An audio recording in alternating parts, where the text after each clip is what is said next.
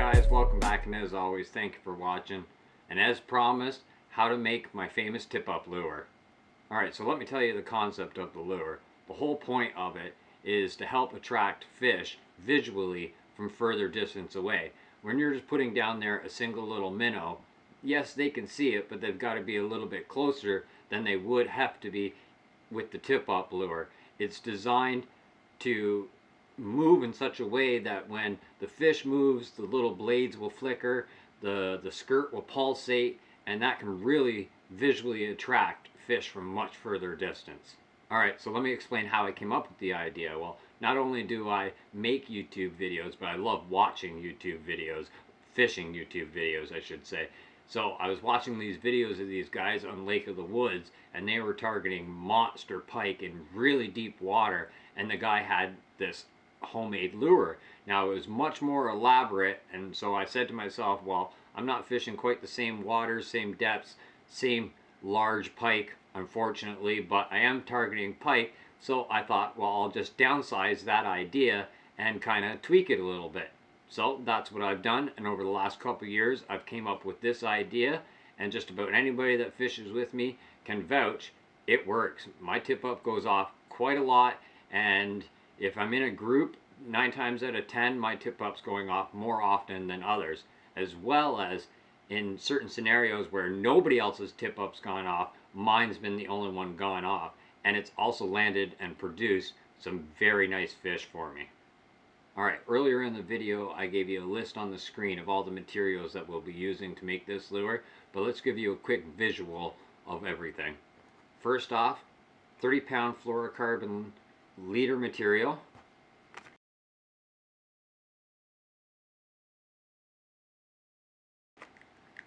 These are the stops that I had listed, and some people might have been like, well, what's he talking about, bullet weight stops? Well, most people use these to stop like your Texas rig or whatever, or you can also use it as a bobber stop.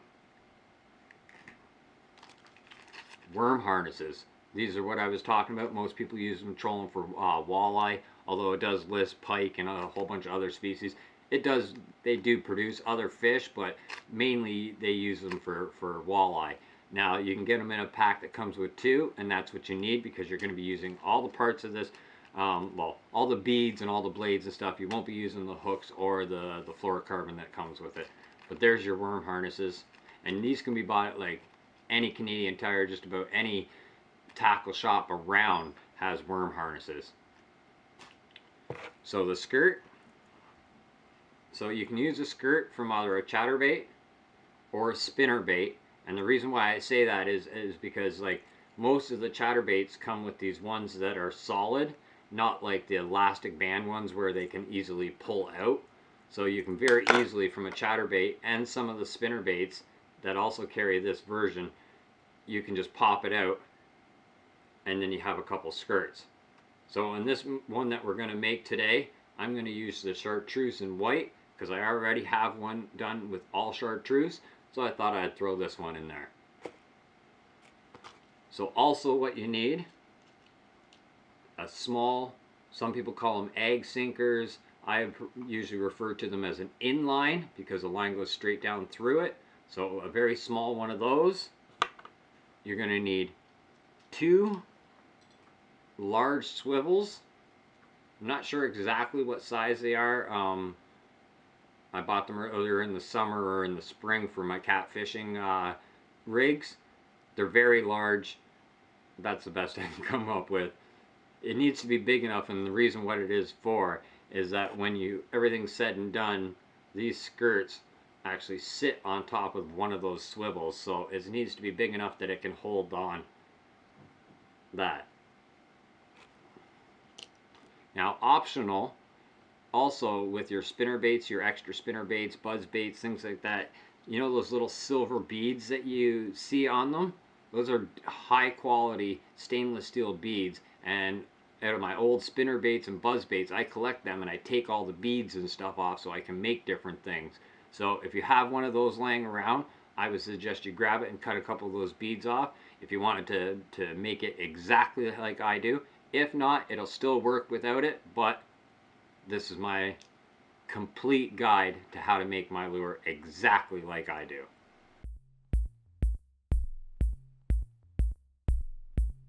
Alright guys, so the very first step we're going to do is we're going to take our piece of 30-pound fluorocarbon leader.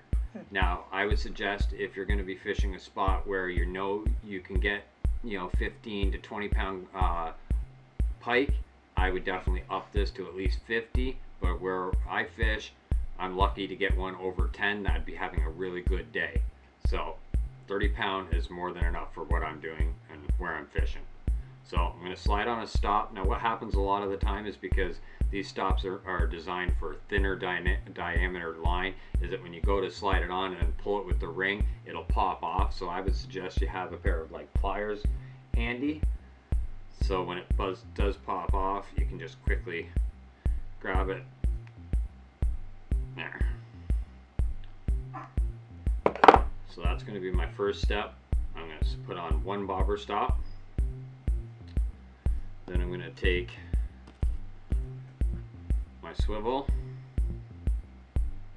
I'm going to just simply tie that on with a polymer knot. And it's always important, guys, like when you're using mono and fluorocarbon, to really wet that knot, especially in this, because you're going to have a lot of stress in these knots. And so if you thin them out and stretch them out right here in this process, you're already weakening your rig. So you want to make sure everything's laying properly, no kinks, nice and easy, a quick polymer knot. Lube that son of a gun up real good. Pull her tight. Quickly remove our tag in. Alright, so now we have one bobber stop on and a swivel. I'm going to show you why I put that bobber stop there. Now actually I made a mistake in the earlier part where I said 2 bobber stops. If you want to make it exactly like I do, you need 3, because this little sliding weight is the next step, what we're going to put on. Now without the third one, that bobber stop that we put on, this weight would be sitting right on that knot, and every time it bounces, it damages the knot, and over time it really can wear it down. So I put a little bobber stop right there. Now my weight is not sitting on my knot, and it can bounce all it wants and it's not going to hurt it. There's step number 1. Now we need to add a second bobber stop. So again, I'm going to show you why I have the pliers ready. Slide that on. Oh, of course, this time it worked.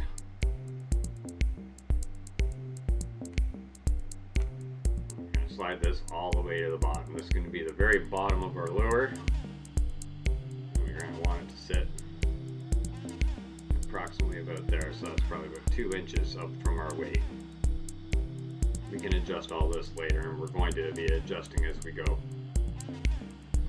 Okay, so now here we go. So here's the next step.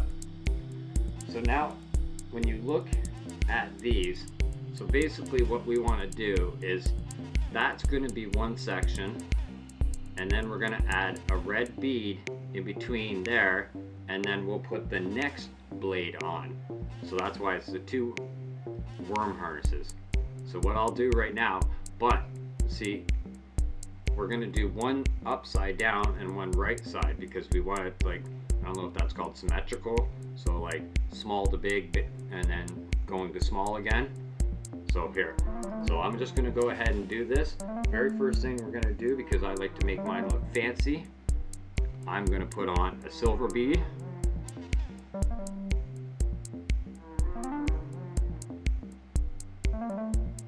that's the first step. Now, so like I said, I'm going to take all these off, starting with the smallest bead.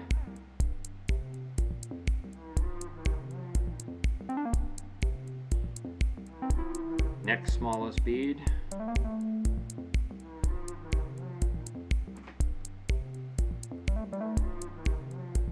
Okay, you with me so far? Number 3. This worm harness came with 6 beads. So we got 3 at the bottom. Actually, you know what? I think I'm gonna go with 4. See, again, this isn't an exact science. Sometimes you have to put beads on and take them off and then see what you like. Now, we're gonna put this part on, and this is usually the pain in the butt. You need to put this in there, and then what you do, I hold it with my fingers like that, so I got both ends, and then make sure you're aware of which part of the blade is up or down, because a couple times I put this on and then realized the blade was upside down, and had to obviously take it off and do it again. So there we go. So now we got one blade on and some beads. Now we're going to take, these are the biggest beads of the pack, or of that one worm harness. Come on. Do 1, 2. And again, this part's optional, but I like to do it. I have like this pinkish orange bead. I'm gonna add that one as well.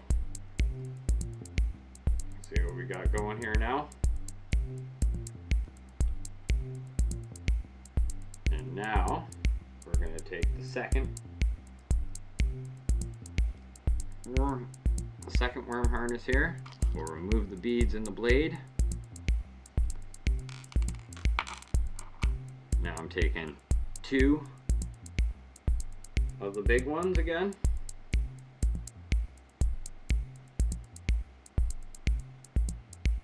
One and 2. You're basically just repeating the same pattern as what you just did for the lower part. So we got 1 blade, some beads. Now we're going to add another blade.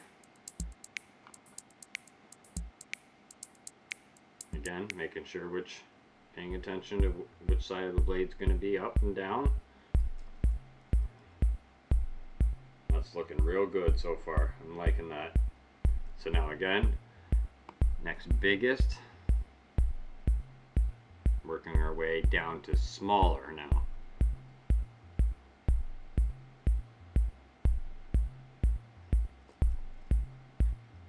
Okay, and then like at the very bottom, I repeat, mimic the exact same bottom. We put a silver bead to start, so we'll be putting a silver bead to end.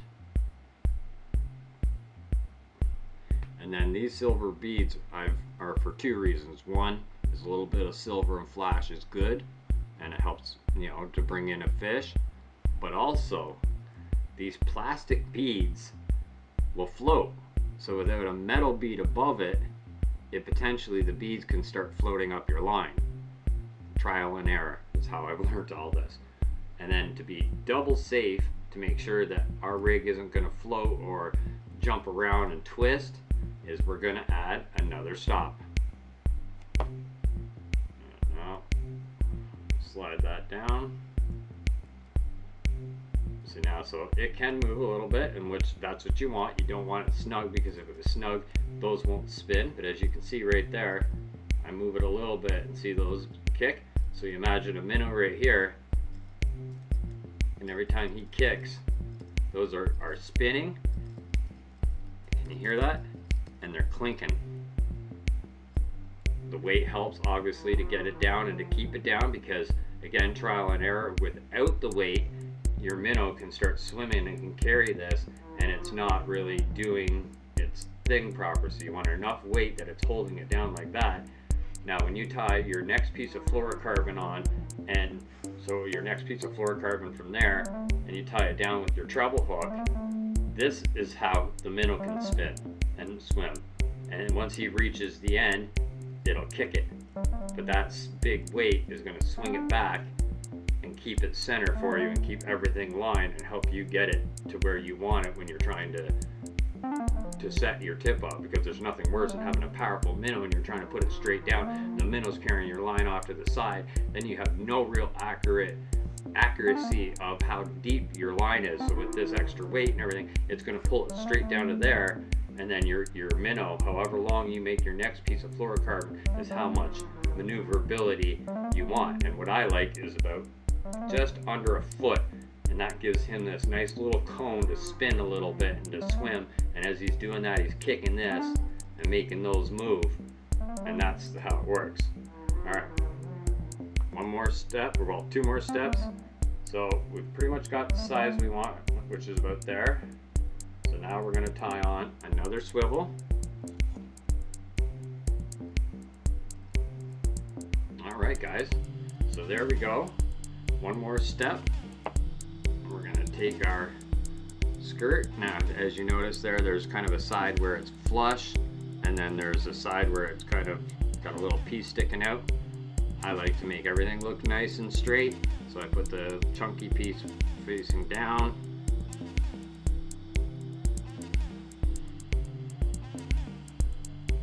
And there we go. So now I like that a little bit higher. I want the flash things, so adjusting my stops. Bring this one up a little bit more.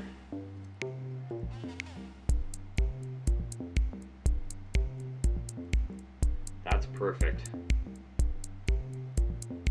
Have no name for it.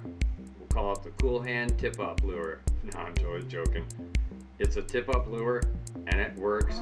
I can almost guarantee it. You can never guarantee anything when it comes to fishing, but I bet you take the time and you build one, and your tip up's going to go off more than it ever has.